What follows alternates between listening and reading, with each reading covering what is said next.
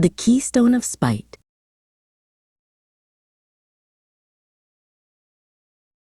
In a lab as white and sterile as a bone, Alistair watched a screen. On it, the smiling face of Dr. Marcus Hallenbach, a man Alistair despised more than historical inaccuracy itself. Set the coordinates, Alistair commanded, his voice sharp, Carahan Ridge. And the time, make it a crisp 8,500 BCE. I have a legacy to rewrite. Alistair shed his expensive suit like a second skin, pulling on rough, musky furs. He felt reborn, primal. In one hand, he clutched a sleek, futuristic laser engraver. In the other, a crumpled parchment bearing a scholar's careful transcription of an ancient curse. A cruel, sharp laugh echoed in the silent lab.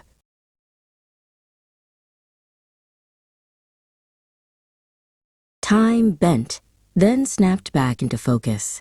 Alistair stood under a sky of unfamiliar stars. The air was cold and smelled of wood smoke and blood.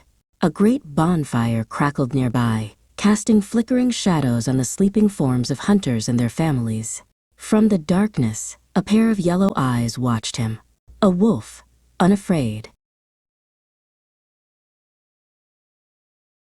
He moved like a ghost past the sleepers, their dreams filled with hunts and spirits.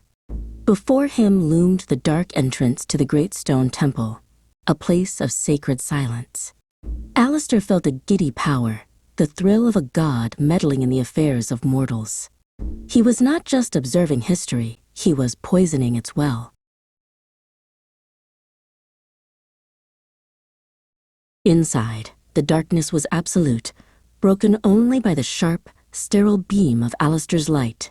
It fell upon a large, rectangular stone, the temple's keystone, waiting patiently for millennia of reverence. Perfect, Alistair whispered. He had seen it in documentaries, celebrated by the very man he was about to ruin.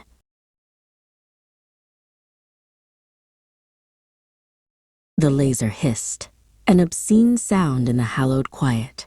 Its green light, an alien intrusion, sliced into the ancient stone. Guided by the parchment, Alistair carved the clumsy, anachronistic name, Hallenbachu. Beneath it, an insult. He who cannot write, he who cannot speak. He carved it all upside down.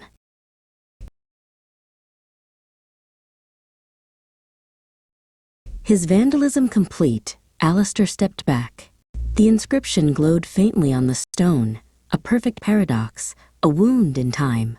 He smiled, a cold, thin line of satisfaction, and activated his recall device. The ancient world dissolved around him, leaving the poisoned stone to wait.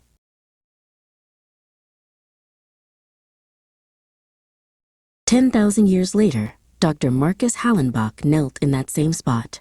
"We've found it," he cried, his voice thick with emotion. With a soft brush, he swept away the last of the Anatolian dust.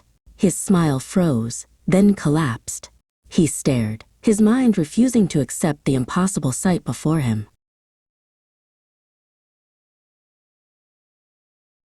The Hallenbachu keystone became an academic joke.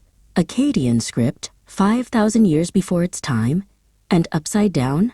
It was career suicide. Experts declared it a modern forgery, a clumsy hoax. Dr. Hallenbach's reputation, built on decades of careful work, crumbled into ridicule.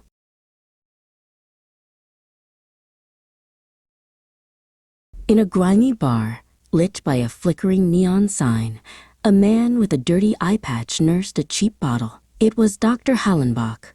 He had lost everything, his career, his credibility, his eye in a drunken brawl. He would sometimes mutter about a ghost who carved insults in stone, a joke that had cost him his life.